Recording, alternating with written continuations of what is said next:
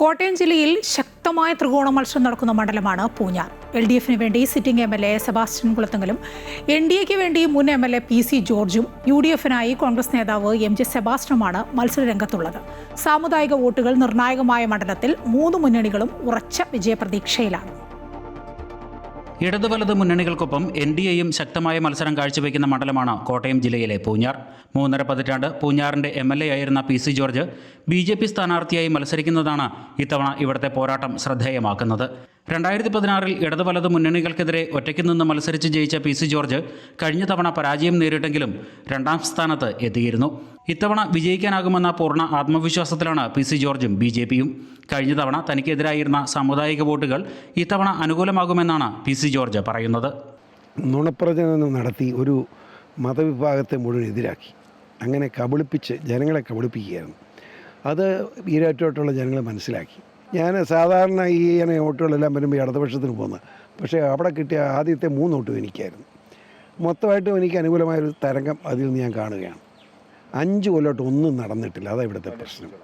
അത് വലിയ സങ്കടകരമല്ല, ജനങ്ങൾ ദുഃഖിതരാണ്. അതാണ് ഇത്ര വലിയ ആവേശത്തോട് എനിക്ക് പിന്തുണ കിട്ടാൻ കാരണം. എന്നാൽ ഇത്തവണയും ഇടതുപക്ഷത്തിന് തന്നെയാവും പൂഞ്ഞാറിൽ വിജയമെന്നാണ് സിറ്റിംഗ് MLA ആയ സെബാസ്റ്റ്യൻ കുളത്തുങ്കൽ പറയുന്നത്. കഴിഞ്ഞ 5 വർഷം മണ്ഡലത്തിൽ നടപ്പാക്കിയ വികസന പ്രവർത്തനങ്ങൾ ചൂണ്ടിക്കാട്ടി ഇത്തവണ ഭൂരിപക്ഷം ഉയരും എന്ന് തന്നെയാണ് കുളത്തുങ്കലിന്റെ അവകാശവാദം. നമുക്ക് വിജയം സുനിശ്ചിതമാണ്. വ്യക്തമായ ജനപിന്തുണ മേൽക്കൈയുണ്ട്.